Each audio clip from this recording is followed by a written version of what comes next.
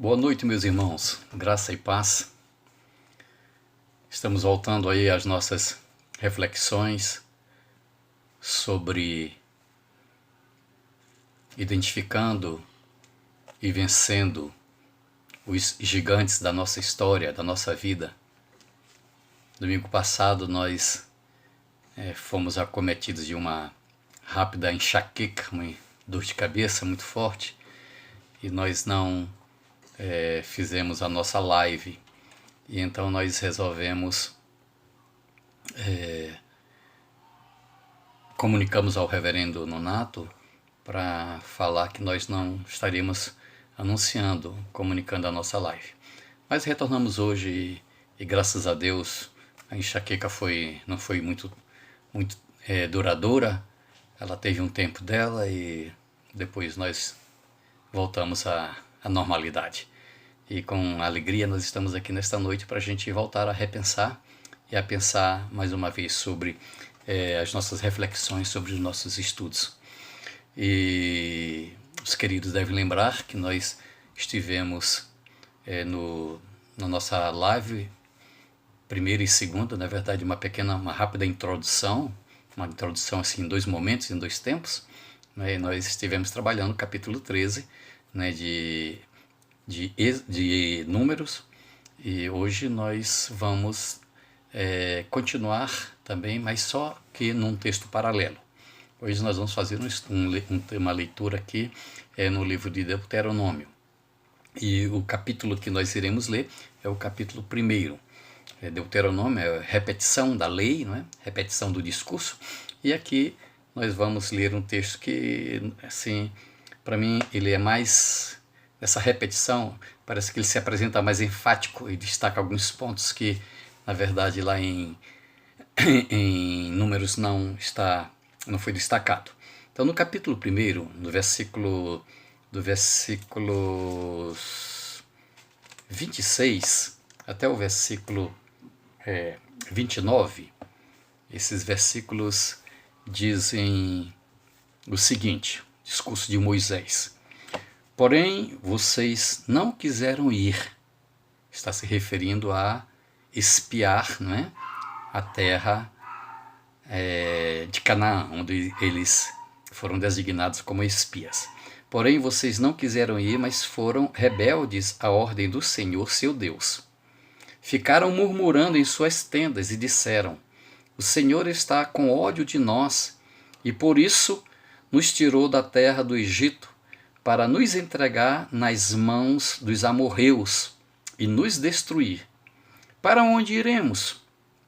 Nossos irmãos nos deixaram com medo, dizendo: aquele povo é maior e mais alto do que nós. As cidades são grandes, fortificadas, e até o céu. Também vimos ali os filhos dos Anaquins. Então eu lhes disse: não fiquem apavorados, nem tenham medo deles.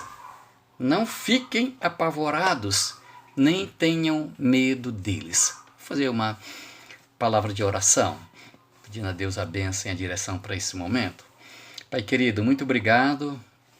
Te agradecemos por mais essa oportunidade que Tu nos dás de nos reunir como igreja, como povo do Senhor, para refletir a Sua palavra. Te agradecemos por essa tecnologia, te agradecemos por esse novo mecanismo que o Senhor nos dá para que a gente possa aproveitar os momentos e as oportunidades e estar junto, pensando e repensando a palavra do Senhor. Pedimos em nome de Jesus que o Senhor abra a nossa mente, que o Senhor fale ao nosso coração, que o Senhor unja, Pai querido, os nossos lábios, unja a mente dos meus irmãos que estão em casa, participando com a gente desse momento. Pai, que sejamos edificados, que sejamos abençoados. Oramos assim, no nome de Jesus Cristo, Senhor nosso, o nosso irmão mais velho, é em nome dele que nós oramos. Amém e amém. Muito bem, então aqui nós temos o livro de Deuteronômio. E esse livro de Deuteronômio ele é composto por discursos de Moisés, feito nas planícies do Rio Jordão antes da sua morte na conquista de Canaã por Josué. E quando nós vamos pensar e estudar um pouco sobre medos, nós estivemos lendo outro dia um livro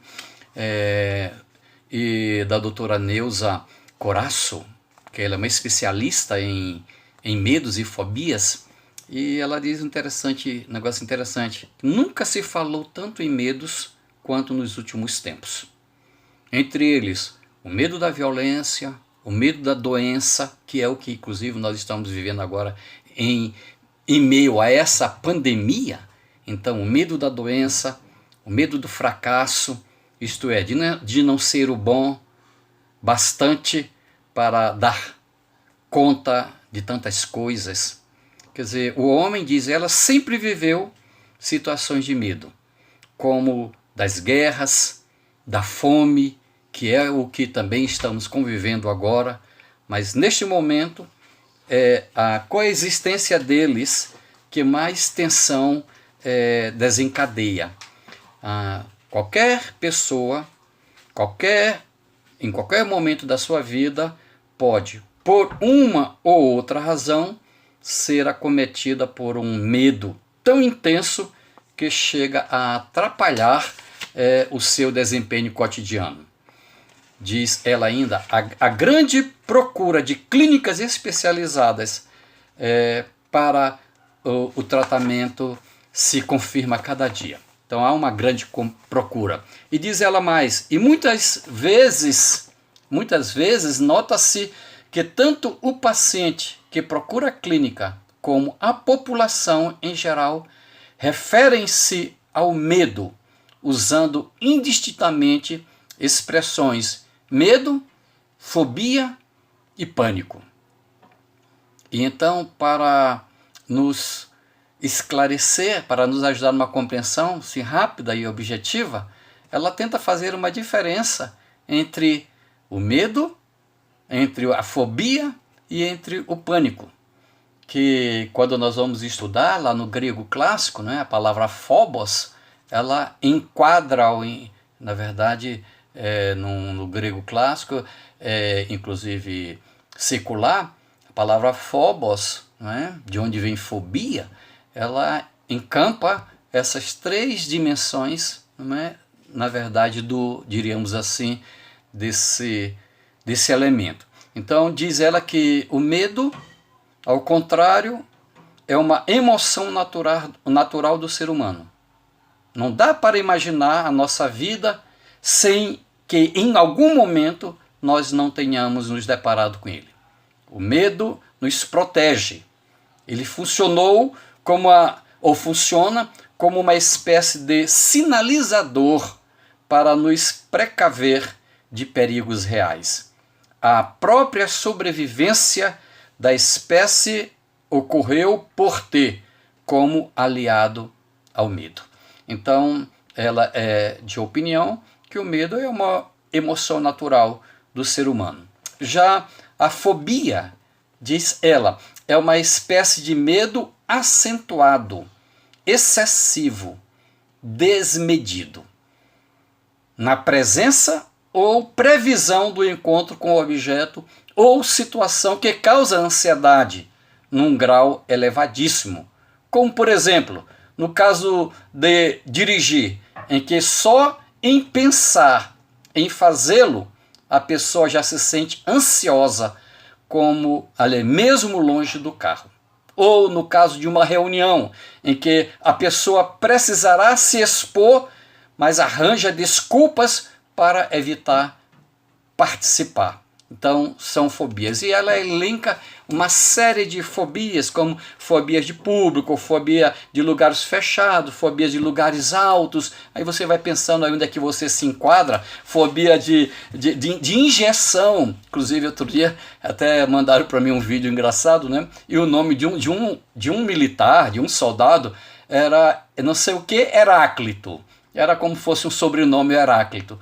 E o soldado lá todo fortão, quando entrou lá para para o momento de tomar aquela injeção, né, de se fazer a injeção, esse Heráclito, não é, aprontou o maior pitaco lá, morrendo de medo, ou seja, ele tinha uma fobia, né, a fobia da injeção, fobia de dentista, né? Tem gente que quando passa ouve só aquele aparelhozinho, tá? Então aquilo ali já causa, na verdade, uma séria reação sobre. Então, na verdade, esses são fobias. Então ela diz que a fobia é uma espécie de medo acentuado. O medo, na verdade, é uma emoção natural do ser humano, que inclusive, né, serve como uma espécie de sinalizador para nos precaver de perigos reais. Já a fobia é uma espécie de medo acentuado, excessivo e desmedido.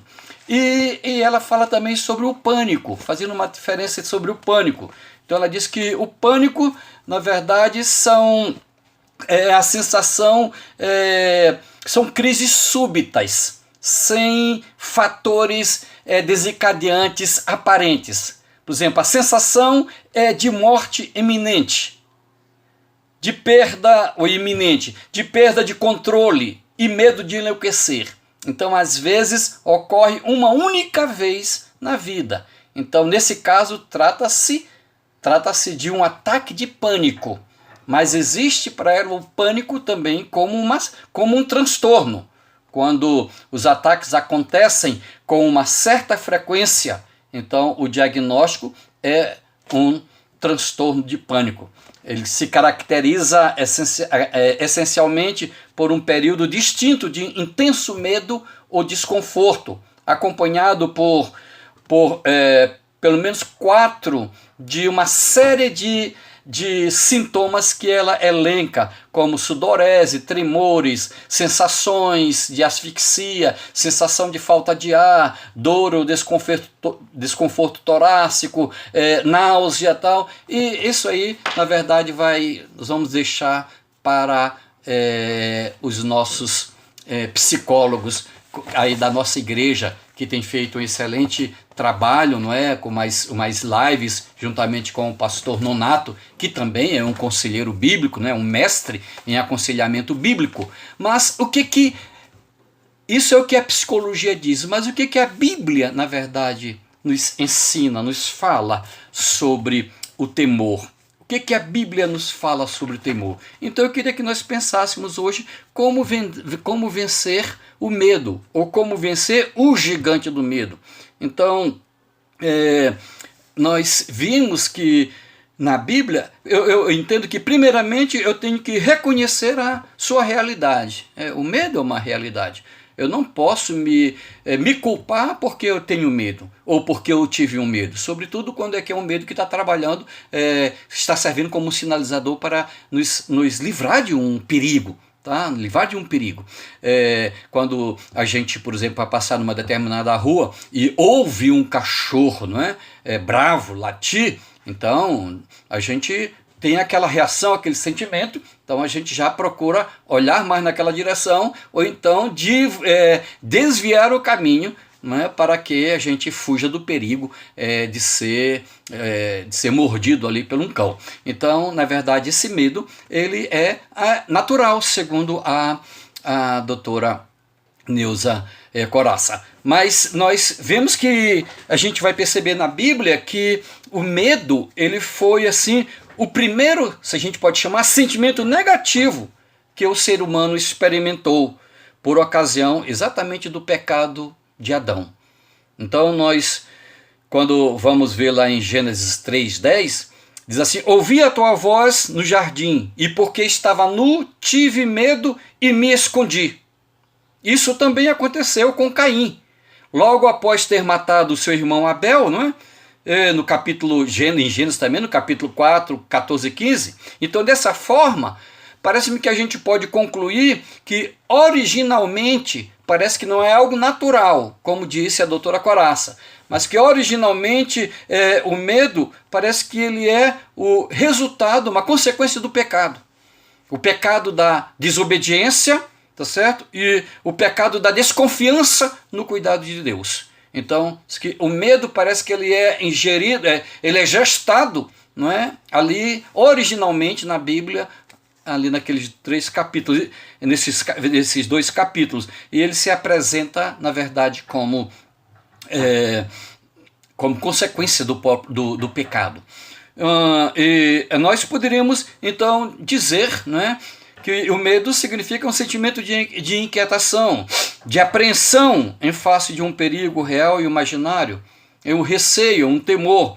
Então, nós vimos que foi exatamente isso que aconteceu aqui com o povo de Israel, né? O povo, porém, diz assim, os 10 espias deram um relatório bom, aliás, deram um relatório bom da terra, vocês lembram? Mas desencorajaram o povo a tomar posse dela por puro medo, por pura covardia.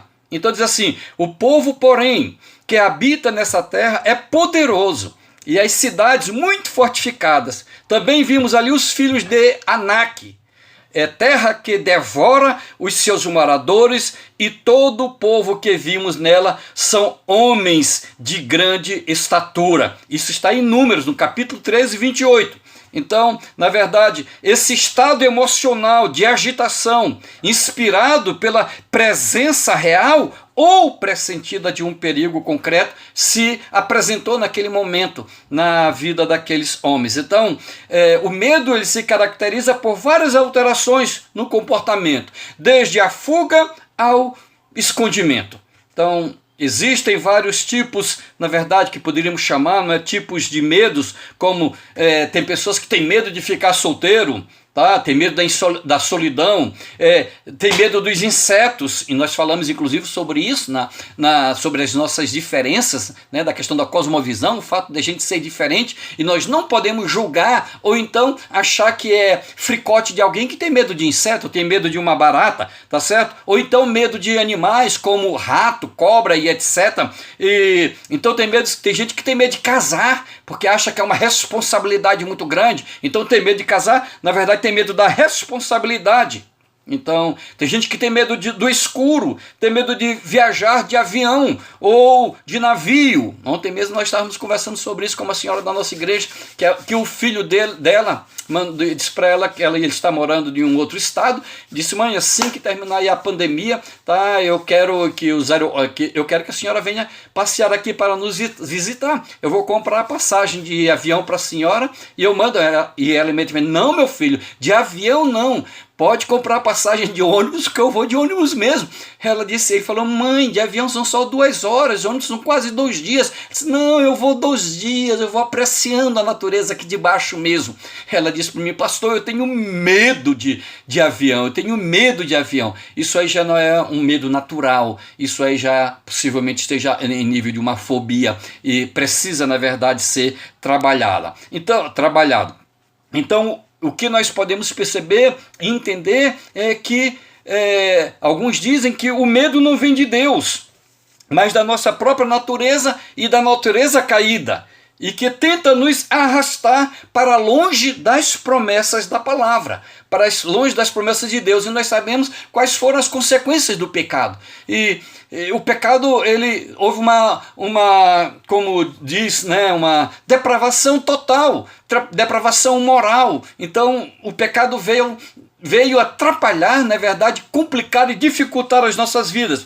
Qualquer que seja o tipo de medo, não há razão para mantê-lo conosco, pois nós como cristãos temos que acreditar que em Cristo nós estamos livres de toda deformação moral, nós estamos livres de toda deformação emocional e espiritual. Diz o apóstolo Paulo lá em 2 Timóteo, capítulo 1, versículo 7, que Deus não nos deu o espírito de covardia, de medo, tá certo? Mas de coragem, de ousadia.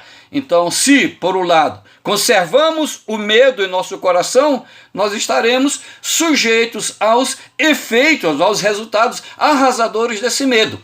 Então, primeiramente, nós temos que reconhecer, tá? Como podemos vencer o medo? Primeiro, reconhecer, tá certo? Que o medo é uma realidade, tá certo? Segundo, nós precisamos não permitir que o medo nos domine, porque isso aí pode se transformar numa fobia. E a fobia, segundo a doutora, a psicóloga, né, especialista em medos e fobias, já não é algo natural. tá? Já é algo que já é mais complicado. Então nós precisamos, na verdade, não permitir que o medo nos domine. Estou lendo um livro do Ed Renekiewicz, né? Ele fala um negócio interessante quando ele diz assim, na verdade, a expressão não tenha medo é uma expressão muito repetida na Bíblia Sagrada. O medo caracteriza o bicho-homem, diz ele. O ser humano tem medo do escuro, medo de assombração, medo de fantasma, medo de espíritos maus, medo do futuro, medo das tragédias, medo das catástrofes, das doenças, e do sofrimento, das perdas. O ser humano tem medo de pessoas malvadas, dos demônios, do diabo. E não são poucos os que têm medo até mesmo de Deus. E não são poucos os que têm até medo de Deus. Então, quando nós permitirmos que o medo nos domine, então nós vamos sofrer uma série de consequências, de efeitos negativos. Como podemos perceber, né, aqui no caso dos israelitas, vejam bem, dos rebeldes, o primeiro resultado que teve, né, consequência na vida deles foi a dúvida no cuidado de Deus. Tem o Senhor contra nós ódio? Aqui parece que o Kivitz tinha razão. Aqui parece que eles estão com medo de Deus, com medo de Deus. Não é temor de Deus, é medo de Deus. Tem o Senhor contra nós ódio? Por isso nos tirou da terra do Egito, para nos entregar nas mãos dos amorreus e nos destruir. Então, junto com a dúvida, surgem incredulidade, ansiedade, desânimo, mágoa ou rancor, tristeza, ingratidão e inveja. Então, o medo, ele é capaz de roubar a nossa tranquilidade. O medo é capaz de causar insônia e até depressão. Vejam, os espias tiveram medo, como diz aqui a Bíblia, dos gigantes e das cidades fortificadas, porque se esqueceram de Deus, se esqueceram de suas poderosas obras para trazê-los até ali, e sobretudo, porque olharam apenas para suas limitações e impossibilidades físicas, impossibilidades bélicas, de armas e impossibilidades outras mais, pois eles mesmos confessaram, éramos como gafanhotos. A gente vai ver isso lá em Números, no capítulo 13, versículo 33.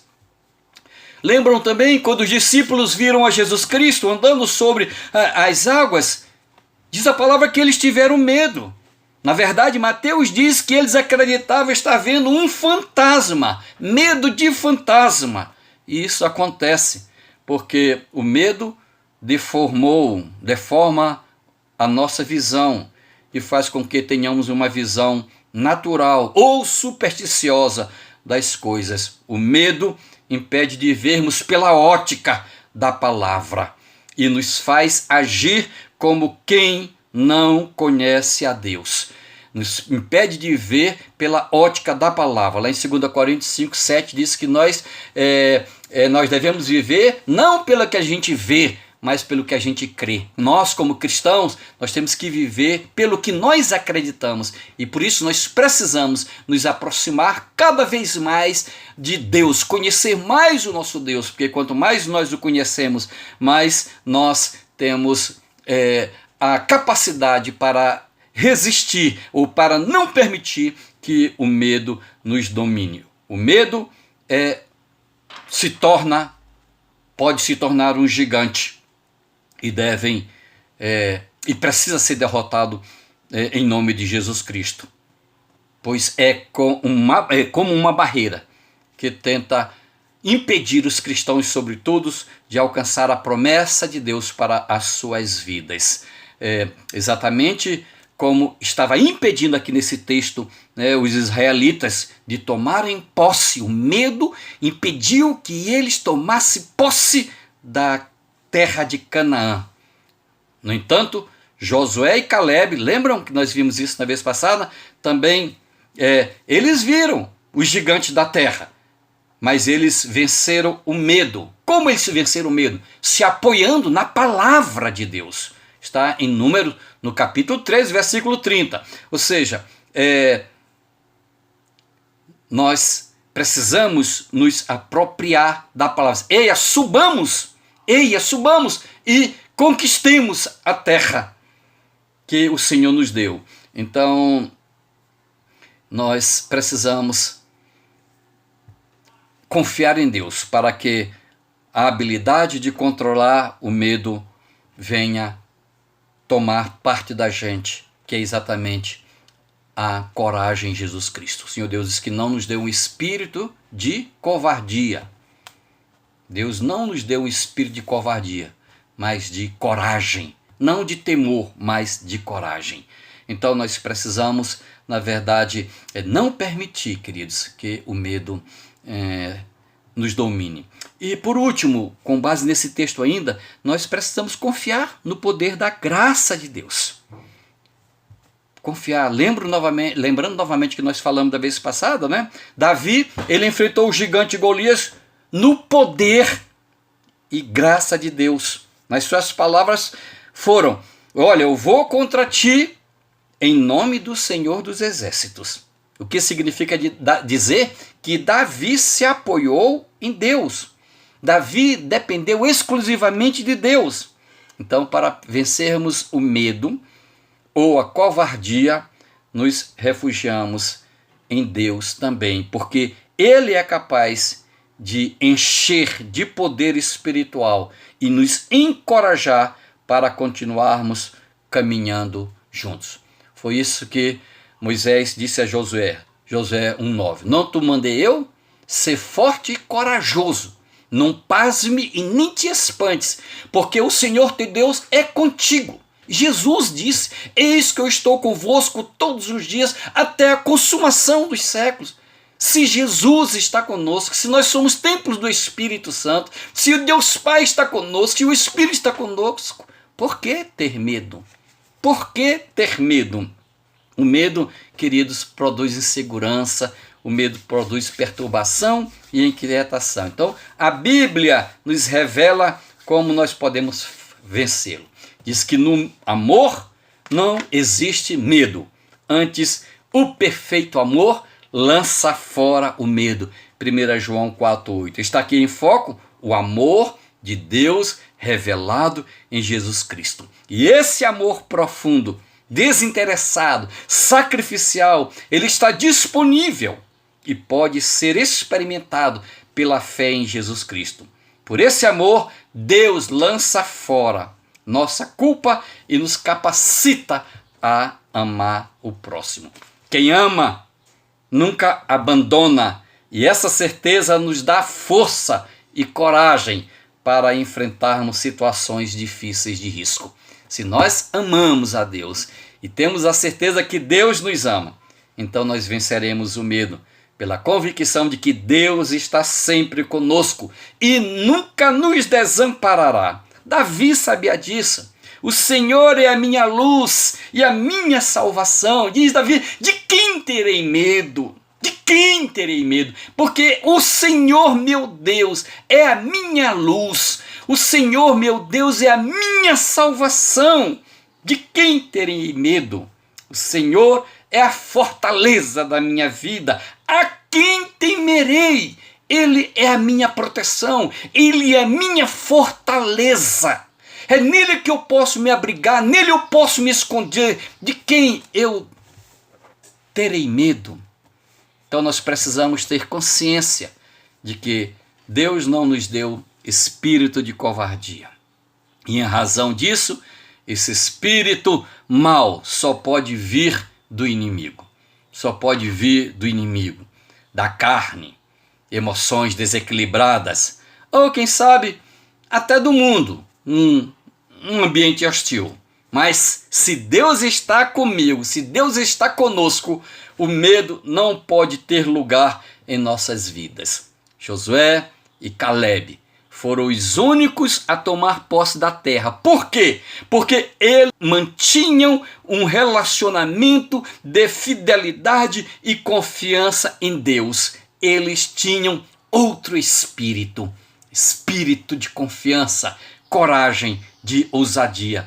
Está aqui no capítulo 14 de Números e versículo 24. Então, queridos, nós estamos concluindo a nossa reflexão dizendo que devemos ver o medo ou a covardia como um pecado. Sim, é consequência do pecado, mas que ele não nos domina, porque nos levará a desconfiar do amor e do cuidado de Deus. E como devemos lidar com isso? Nos arrependendo, depois confessarmos a Deus, buscando o seu perdão e finalmente orarmos para que o Senhor nos liberte completamente dele. Diz o salmista: busquei o Senhor e ele me acolheu, livrou-me de todos os meus medos, de todos os meus temores.